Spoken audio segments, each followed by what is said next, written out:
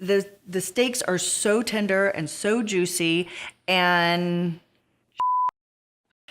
it's still billowing smoke.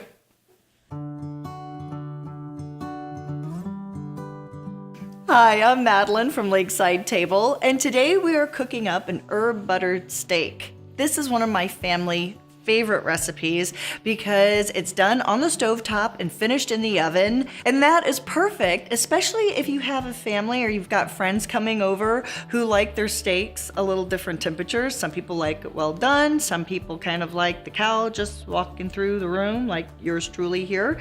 So either way, this really allows you to control the temperature, the internal temperature of your steaks. After you set the oven to 450, get onto the butter.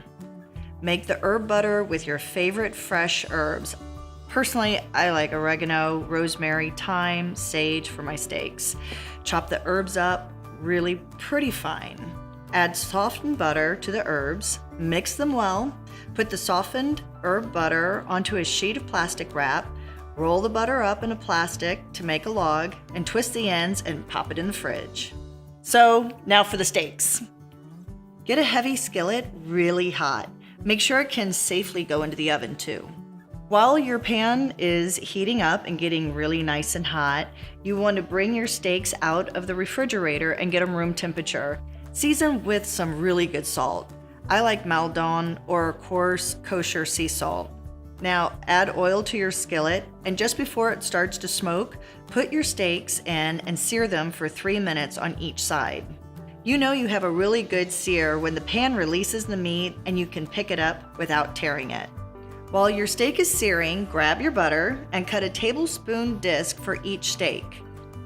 After the second sear on the flip side, flip your steak again and top it with the herb butter. And it goes into the oven for 7 minutes, depending on how big your steak is, for medium rare. Then take it out of the oven.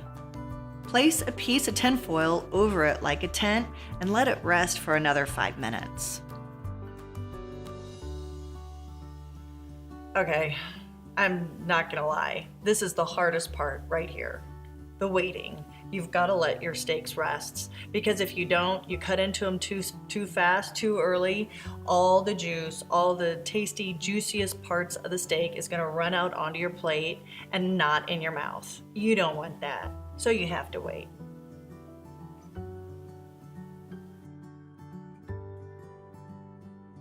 Oh my gosh, all right, here it goes.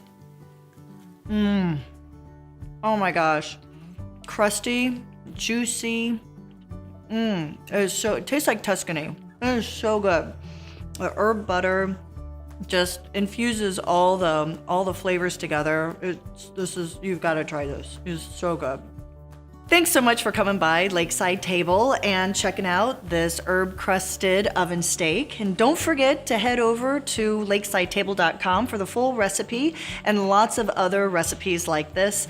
Thank you so much. And don't forget to leave a comment and like this video. I really appreciate it. Thanks so much, guys. Have a great one. Bye-bye.